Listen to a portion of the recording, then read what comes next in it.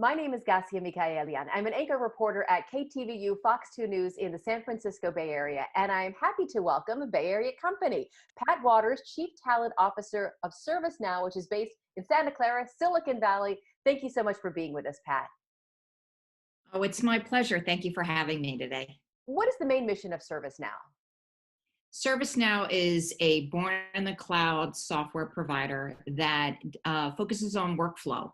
So if you think about IT's service desk, supporting employees, one-to-many onboarding, to get you onboarded into your new gig, you would need to coordinate with facilities for your desk, IT for your laptop, me and HR for your benefits. It's a one-to-many workflow tool that provides a seamless digital interaction for your business. So I'll speak real personally here. I am lucky to have been at KTVU Fox 2 for 15 plus years now. So I went through all this back when I started, and I haven't given it a second thought up until about 3 weeks ago. And they said, guess what? Tomorrow, you're working from home. So my organization, like many across the country, have had to all of a sudden make a plan and then implement it when it comes to sending their employees to work from home. How do you help with that?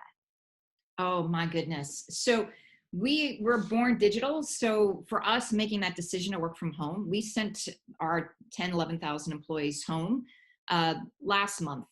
And what it did is made us look deeply at our own processes and capabilities, say what's digital, what's not, is there areas to make it more human?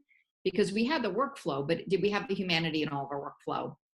And what we do for our customers, like we do for ourselves, is we have digital onboarding, we have digital new hire orientation, we have digital offboarding. So you can literally do your job at home without interruption.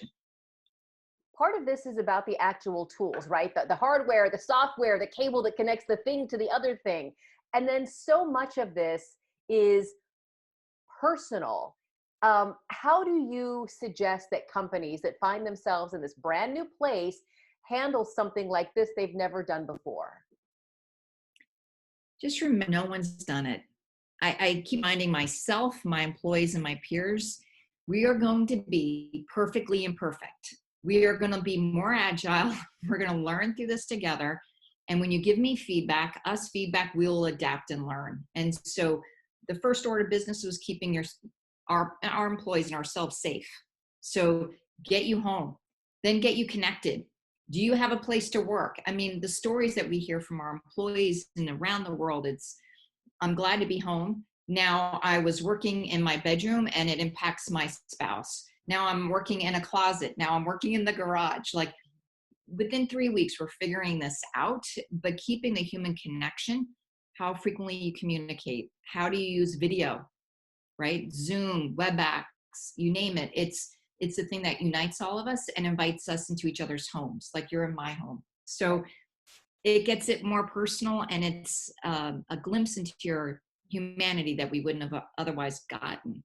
I don't know if you've seen the funny videos that have popped up online lately, but someone will be in the middle of teaching an online class, and all of a sudden, a diapered toddler walks in through the background, or these very funny but very real life things keep happening. And my first instinct is, oh, I would be horrified if that was my diapered 2-year-old walking in the back of my shot. But I'm guessing you'll say we should all kind of cut each other some slack. Yeah, and embrace it. I mean, I am fortunate to get to know other coworkers' children or their cat or their love of art. I remember going into a Zoom meeting and knew this coworker for a couple of years now, but behind her was on the wall a banjo, a ukulele, a guitar. I'm like, what's behind you? Like, we spent 10 minutes learning her passion. I mean, that to me is a gift. Life and work blend, and we shouldn't be ashamed of that.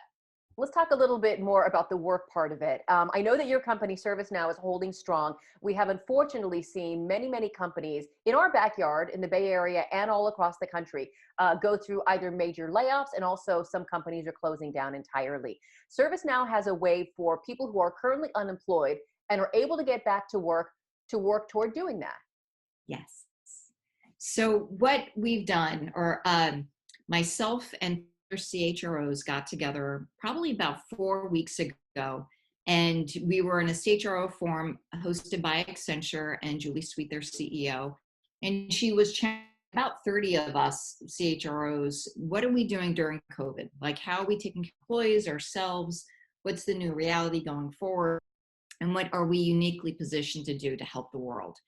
And the conversation ensued, but didn't go anywhere. And once Julie hung up the phone, four of us stayed on and said, you know, we can do something. Like, why not lock arms and do something? And that created the idea of creating People Plus Work Connect.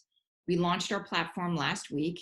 I call it a minimum lovable product because it's going to be imperfect, but great heart. And it's a B2B platform. It's free. There's no barrier to entry. If you are furloughing or laying off on one side, hiring in the other, what we're doing is putting the business leaders together to create a match of opportunity for that talent, because we need to get them back to work.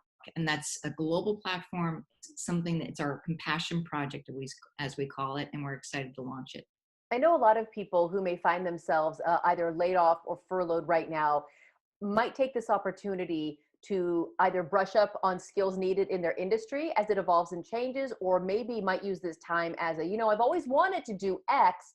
Let me see if I can, maybe put my first, grip on that industry. And you also have a way to do that. Yes, we do.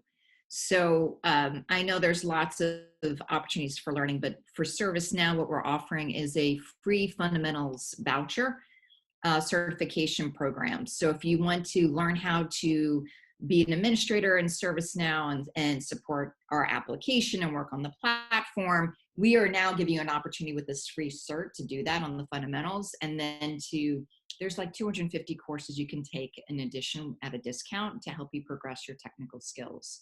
So yes, we think it's a great opportunity to brush up and figure out what you want to be next.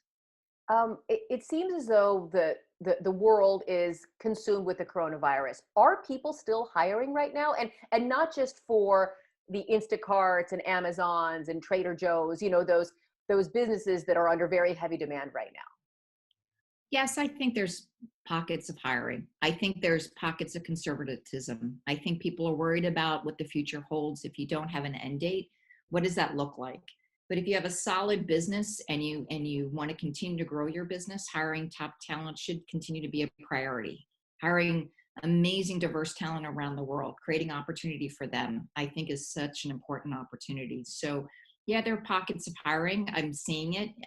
Even in a company that has a myriad of business types, retail or software, back office, there's going to be a need. May not be in this division, it might be in that division, but there's continuing to be hiring.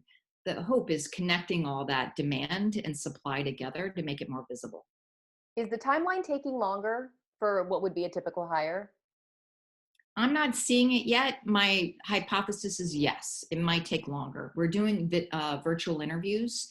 And so now you got to trust what you see on video, and you've got to feel that connection. You've got to get a sense of the person's style and how they articulate things. Some people might hesitate wanting that in-person meeting. So I think it's our opportunity to train managers and hiring teams to be more comfortable in this virtual world. You talked a lot about how sort of step number one is for these companies to get their employees the actual tools they need. Secondly, I think a lot of companies have worked very, very hard to build up a culture that attracts people to that company and also might be broadcast to their customers as well.